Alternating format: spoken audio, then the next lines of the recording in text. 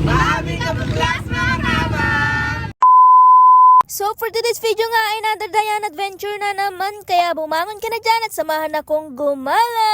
Ayan, after ko nga mamalengke ng baon namin ay gumura na nga ako sa meeting place namin. Pagkatapos makipagplastikan ay pumunta na nga kami ng terminal para umuwi. Syempre para pumunta sa Bugalyon dahil aakyat nga kami ng Mount Zion for today's video.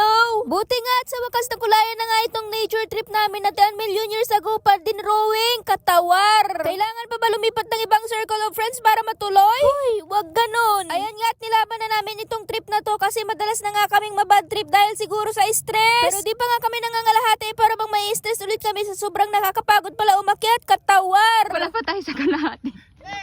Diyan nga ako baba. Antayin ko na kayo sa baba. Tuloy na kayo. Ganun pa man, huy, ang lalim. Yun nga, kahit nakakapagod physically ay okay lang dahil sa ganda ng mga view.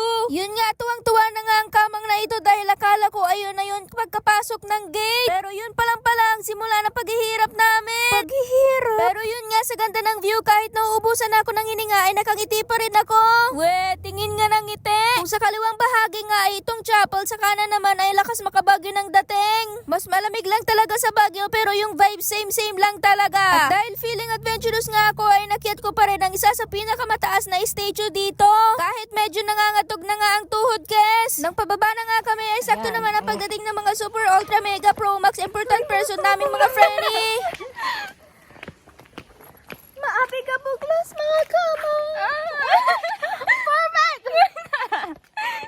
Ayan, pagkababa nga namin ay aakyat ulit kami, katawar. Di ko nga alam kung dahil sa taas nitong bundok ay nag-i-evolve na tong mga friendly kong tunay o baka may mga espiritu ng mga unggoy dito tapos sinumanib sa kanila.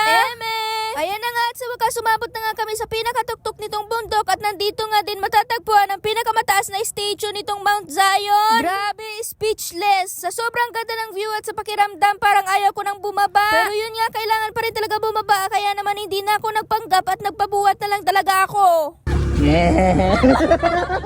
Pagkababa nga namin ng bundok, syempre another location tayo para naman ma-recharge tayo physically. So pupunta naman kami ng Hacienda dahil may lupain nga tong Nepo baby naming tropa. Ay, ayan na, magsidatingan na nga ang lahat ay nagluto na nga mga chef namin. At ang mga Disney princess naman ay feeling rain na lang. Ganda-gandahan lang sila oh. Pagkatapos nga magluto ay naglakbay na nga ulit kami papuntang Encantadia. Hi guys! So ito yung kamang talaga na Literal na kama. Yan na nga at ang una naming dadaanan na yung batis ng katotohanan. Mema. Ano, masaya ka na, May? Yeah, of course. Kanina wala ako sa mood. Pero ayan. Yeah. Ako din, ano na yung mood ko. Yeah. Oh my God, nakatingin na siya sa atin. Sige, panindigan mo yung adventurous mo. Nature trip pero takot sa baka. Yan na. Worth it nga ang pagsigaw-sigaw ko habang lumalagpas sa baka dahil napakaganda pala dito. Ito na nga at final na nga, nakulayan na nga ang drawing. Talaga to. Yeah.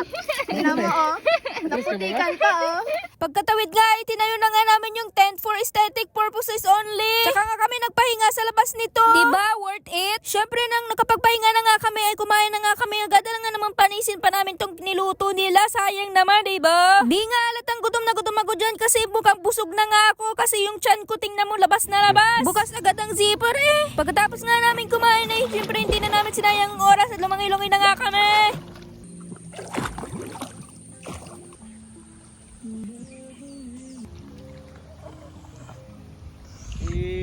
Grabe naman yan. Human drone. Bye!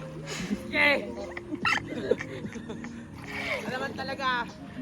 After 1 million years ago nga ay lumayas na nga din kami agad kasi baka nga daw makaabutan kami ng ulan pero naabutan pa rin talaga kami. Pero okay lang dahil super nag-enjoy talaga kami. Yun lang for today. Thank you for watching. Mwah!